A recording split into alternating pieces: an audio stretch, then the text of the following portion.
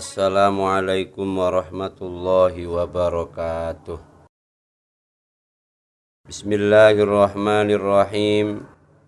Alhamdulillahi rabbil alamin. Alhamdulillahilladzi ahallan nikah wa harrama alaina sifah. Wassalatu wassalamu ala ashrafil anbiya'i wal mursalin Sayyidina wa maulana Muhammadin wa ala alihi wa ashabihi ajma'in, amma ba'd. Santri digital rahimakumullah. Pada kesempatan kali ini kita ketengahkan tentang maksud dan tujuan daripada pernikahan untuk mencapai keluarga yang sakinah, mawaddah, warahmah. Di mana yang kemarin sudah saya sampaikan tentang pernikahan sudah dianjurkan sebelum Nabi kita Nabi Agung Muhammad sallallahu alaihi wasallam, di mana Islam menganjurkan untuk nikah itu karena ada hikmah yang diantaranya satu yaitu sunnah para nabi dan rasul. Di mana yang pertama ini sudah saya sampaikan, berikut Qur'annya yang menerangkan tentang walaqad arsalna rusulam min qablika wa ja'alna lahum azwajan wa dzurriyyah. Sebelum Nabi Muhammad memang sudah berjalan tentang pernikahan, di mana sejak miladun Adam alaihissalam, semenjak Nabi Adam alaihissalam. Kemudian yang kedua, hikmah daripada nikah yaitu tanda kekuasaan Allah. Ditandaskan dalam Al-Quran, wa min ayatihi an khalaqalakum min anfusikum azwajan litaskunu ilaiha wa ja'ala bainakum mawaddatan wa rahmah. Inna fi dzalika laayatil liqaumin yatafakkarun.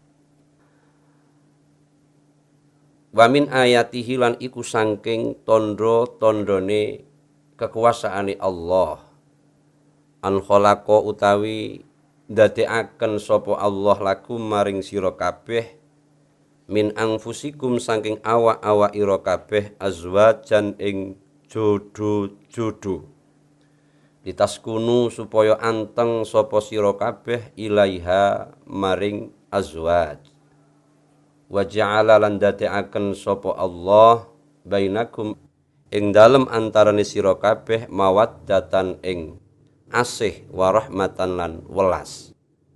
Inna fi dzalika laayatil liqaumi yatafakkarun.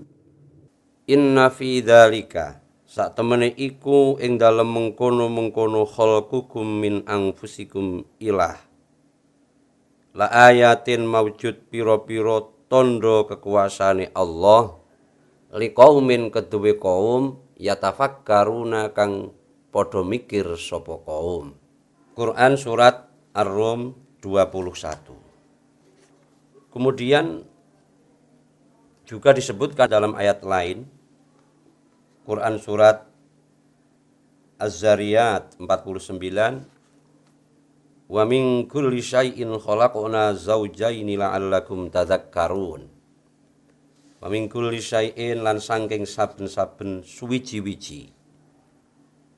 Khalaqna ndadekaken sapa ingsun Allah zaujaini ing jodon-jodon, la'allakum supaya menawa-menawa sira kabeh iku tadzakkaruna padha ngeling kebesaran utawi keagunganipun Allah Subhanahu wa taala. Maksud ayat di sini, Allah memang membuat segala sesuatu baik dari manusia itu sendiri dan makhluk-makhluk yang lain dengan cara berjodoh-jodoh. Ada pasangannya, di mana dari hewan pun ada pasangannya. Ada laki-laki, ada perempuan. Kemudian ada atas, juga ada bawah. Ada timur, ada barat, utara, dan selatan, dan lain sebagainya. Untuk apa? Inna fi dzalika laayatil liqaumin yatafakkarun, untuk supaya berpikir bagi orang-orang yang mau berpikir. Karena Allah itu Maha Esa. Maha Esa dalam artian satu. Maka Allah senangnya yang ganjil-ganjil. Innallaha witrun wa yuhibbul witra. Allah itu ganjil, maka senang yang ganjil-ganjil. Nah, kalau makhluknya Allah, manusia dan lain sebagainya, khususnya manusia, itu senangnya yang ganep-ganep. Maka diciptakan oleh Allah ada laki-laki dan perempuan. Ada kanan dan kiri. Nah, kenapa semacam itu? Ya agar supaya kita bisa berpikir, kenapa Allah menjadikan semacam itu? Taruh contoh gini aja. Ada buatan Allah dan ada buatan manusia. Ini tentunya beda, walaupun sama-sama sifatnya. Contoh, jidat atau kalau bahasa Jawanya batruk, itu kan bikinan Allah. Kemudian panci, baskom dan lain sebagainya itu bikinan manusia. Sifatnya sama, sama-sama kerasnya. Tapi dia beda, karena itu buatan Allah dan buatan manusia. Jidat ini buatan Allah, dimana kalau kita pukul atau kena benda yang keras, maka dia bukan peyok, tapi apa? Melentrung bahasa Jawanya kan.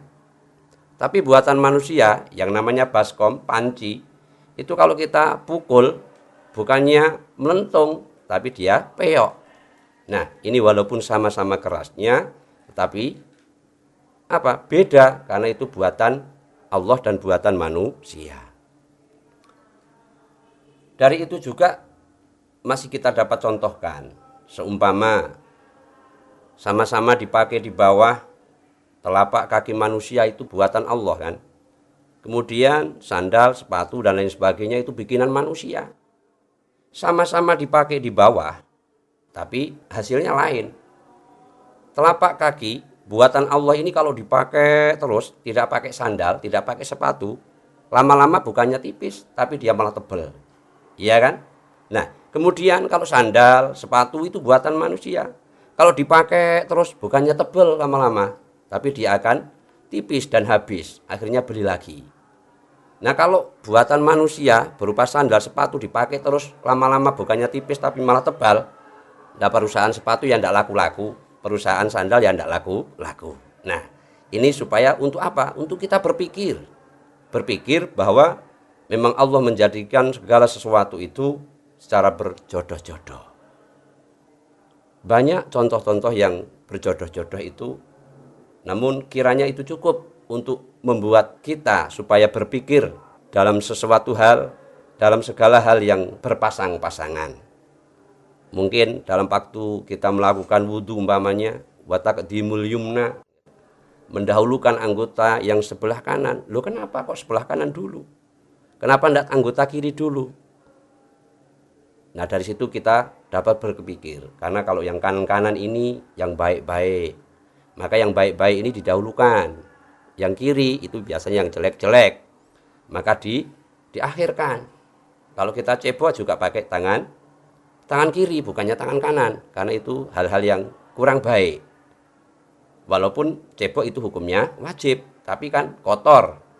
Kemudian kalau kita makan, makainya tangan kanan, ya karena itu hal yang baik, dan seterusnya. Nah, kemudian Allah menjadikan manusia, menjadikan kita semua secara berpasang-pasangan untuk supaya apa? Supaya menjadi rumah tangga, menjadi keluarga. Keluarga yang bagaimana? Setelah orang tersebut mempunyai istri, kalau memang laki-laki, atau sebaliknya yang perempuan mempunyai suami, maka Allah memberikan pada mereka yaitu sifat mawaddah warahmah, rasa belas kasihan, rasa kasih sayang. Ini juga merupakan fadl, merupakan anugerah dari Allah yang diberikan pada manusia.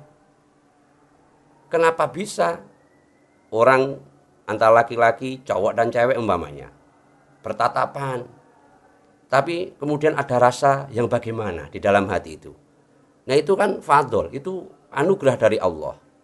Yang dimana wong cuman melihat saja kok ada rasaan aneh. Cuman melihat, ada cewek melihat cowok ganteng, udah hatinya udah gimana rasanya. Begitu dengan yang laki-laki melihat cewek cantik dan lain sebagainya. Ada perasaan yang bagaimana. Nah, perasaan yang bagaimana itu adalah fadl dari Allah. Dan itu mewujudkan bahwa itu termasuk kekuasaan-kekuasaan dari Allah. Nah ini bagian daripada tanda kekuasaan Allah, di mana kita diserukan untuk melakukan apa? Melakukan pernikahan ataupun nikah, ya. Supaya apa? Supaya kita mempunyai keluarga yang mawaddah warahmah, terutama juga sakinah. Dan berkelanjutan, supaya berkelanjutan dunia ini. Orang kalau tidak diserukan nikah, tidak diserukan istilahnya bahasa Jawanya rabi, dan alam ini akan mati. Karena tidak ada yang meneruskan tentang kelestarian manusia itu sendiri. Ini hikmah daripada nikah yang kedua. Mungkin itu saja dulu yang perlu saya sampaikan, kurang lebihnya mohon maaf. Bagian yang selanjutnya kita sambung di kesempatan yang akan datang. Akhiran hadanallahu wa iyyakum ajmain. Wassalamualaikum warahmatullahi wabarakatuh.